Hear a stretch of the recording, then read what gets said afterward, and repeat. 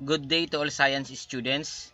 In this video lesson, we are going to tackle the Science 9 Term 1 Week 5, Day 3, Series Circuit with Ohm's Law applications. Objectives: solve problems involving current in a series circuit using Ohm's Law. Show appreciation for the importance of understanding electrical safety and circuit connections. And construct a simple series circuit and demonstrate correct connection during group activity.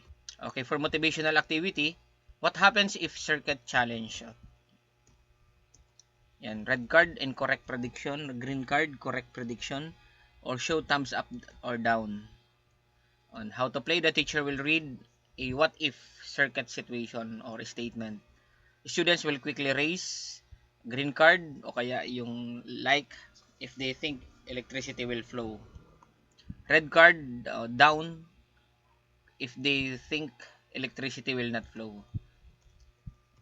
And sample number 1. What if one bulb in a series circuit is broken? Ano diyan? Thumbs up, thumbs down.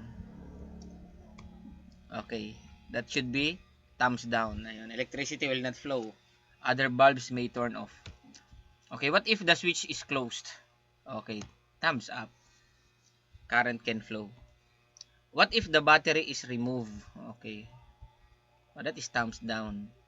The circuit will not work. What if more resistors are added? Okay, resistance increases and the current decreases. Okay, for discussion, series circuit with Ohm's law applications. Step 1, find total resistance in series. So ito yung formula po sa pagko-compute on how to determine the total resistance in the whole series circuit. Sa series po ito. Iba naman ang sa parallel. So ang formula lang po dito is the total R sub T or the total resistance is equals to R sub 1 plus R sub 2 plus R sub 3. So madali lang, ipa-plus mo lang lahat ng resistance at the value of resistance. And then step 2, apply the Ohm's law. The formula for Ohm's law is I, or the current, is equals to voltage divided by the resistance or the total resistance. Okay, example, we have given here the first resistance is 2 ohms, the second resistance is 4 ohms, and then the voltage is 12 volts. Okay, hahanapin natin ang current. Ang current syempre. Pero bago natin yun ma-solve, we have to find first the total resistance. Okay, ganun lang kasimple. Ipa-plus mo lahat ng resistance. 2 plus 4, that is 6 ohms. Okay, step 2, use the formula now for current, which is current is equals to voltage divided by the resistance. So, substituting the value, the voltage is 12 and then the current is 6. So, the result is 2 ampere.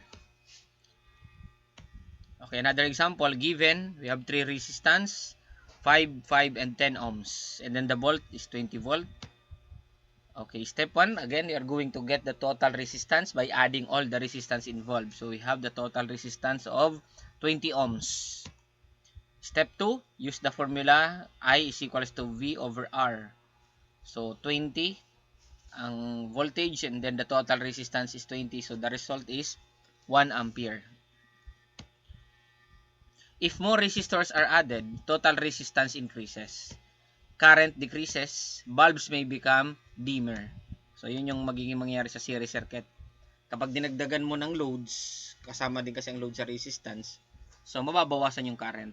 So, kung magdadagdag ka ng bulbs, magiging malamlam na o dimmer ang result. So, real life application. Why do Christmas lights become dim when more bulbs are added? So, yun na nga, bumaba ang current kasi nadagdagan ang resistance. Because resistance increases, current decreases. So, less energy per bulb. For activity, like the bulb challenge, you need these materials, battery, bulb, connecting wires, switch, problem cards for computation.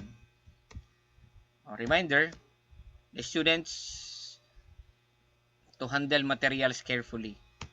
Okay, instruction, form groups of 4 to 5 students. Try to make the bulb light using the battery, wires, and bulb. Arrange the components in correct series connection. After successfully lighting the bulb, solve the computation problems given to your group. And then write the solution on Manila paper and explain it to the class.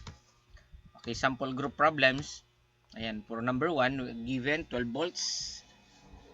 Resistance, 3 ohms. And then find the current. And then the total, of course, the total resistance. Ayan. Sa problem number 2, we have voltage 20, resistance 1, 5, resistance 2, 5. Ayan.